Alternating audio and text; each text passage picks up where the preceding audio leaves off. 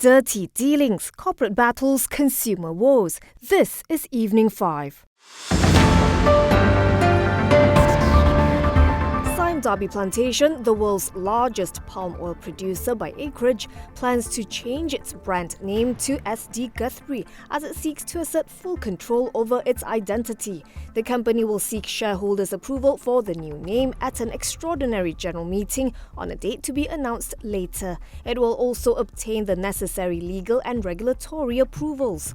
Group MD Datuk Muhammad Helmi Othman Bashar said it is the prerogative of any large company with ambitions for sustainable growth to be in control of its brand and identity. The Sime Darby brand is owned and controlled by its former parent company Sime Darby, and since its demerger, the planter has been operating under license and paying an annual fee for the use of the brand.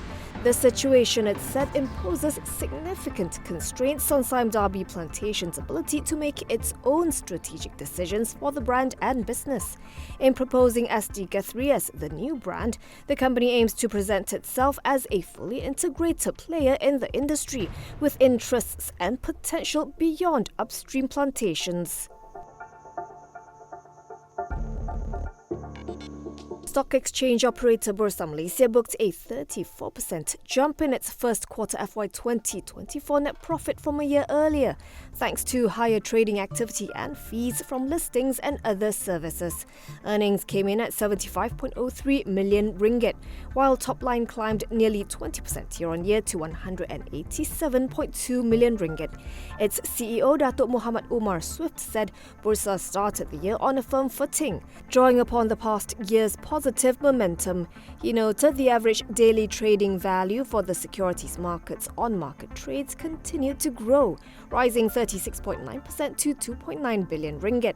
Meanwhile, key economic indicators are pointing towards a brighter outlook for the Malaysian economy, he said, though the ongoing global and local developments will continue to influence the volatility and performance of the markets. Bursa has been working closely with other regulators to ensure market efficiency and improved market accessibility and liquidity to support participants during this period. He added that the Bursa operator is well positioned to continue developing the marketplace and make further progress on its strategic plans, and is cautiously optimistic in meeting all 5 headline key performance indicators for FY 2024. At today's close, Bursa's shares settled 0.13% higher at 7.46 ringgit, valuing the company at almost 6.04 billion ringgit. The Malaysian Bar is challenging the FT Pardons Board's decision to reduce both Datuk Sri Najib Razak's jail sentence and fine for his conviction in the SRC International graft trial. The Bar filed a judicial review application last Friday to seek a declaration that the move is unconstitutional, void and unlawful, naming the board and Najib as respondents. It is also seeking to restrain the former PM from attempting to obtain a pardon until all cases against him are concluded and until he publicly accepts responsibility for his actions and conviction and expresses repentance and remorse for his actions. The leave application was made with an affidavit supported by Malaysian Bar Secretary Murshidah Mustafa, who said the board's decision constitutes a betrayal of the nation's faith and trust in the investigating, prosecuting and judicial authorities with regards to the efforts to bring to justice a figure who corruptly abused his position of high office. Among others, she said this has also brought disrepute to Malaysia and damaged investors' confidence at the world stage, and highlighted that while Singapore, the US and Switzerland had brought criminal proceedings against those responsible in the 1MDB scandal, here in Malaysia, Najib's sentence was reduced, a decision that defied reason and was beyond belief. The hearing for the application for leave is fixed before Judge Dato Ahmad Kamal Muhammad Shahid on July 2nd. Tan Sri Clement Hii, Group MD and major shareholder of SEG International or SEG, has bought out private equity firm Nevis Capital Partners' 20.55% stake in the company for 112.98 million ringgit cash or 45 cents per share. This triggers a mandatory takeover offer to buy the remaining shares in the education group at the same price.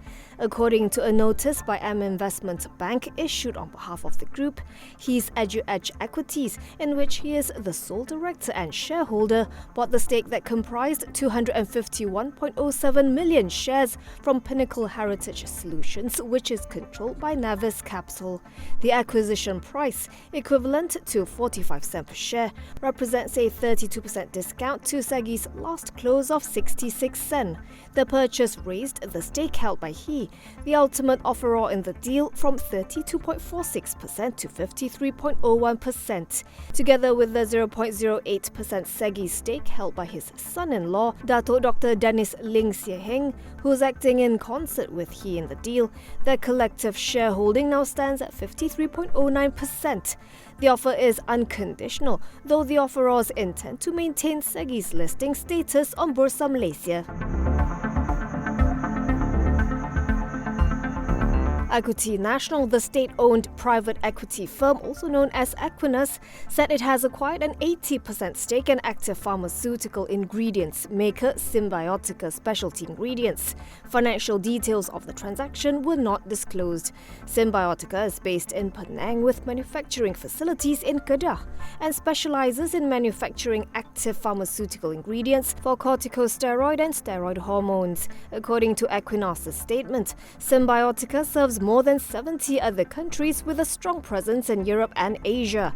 Active pharmaceutical ingredients are the main therapeutic substances within drugs and pharmaceutical preparations prescribed for the treatment of diseases and disorders intended for human and veterinary use. Symbiotica possesses a portfolio of over 70 such products.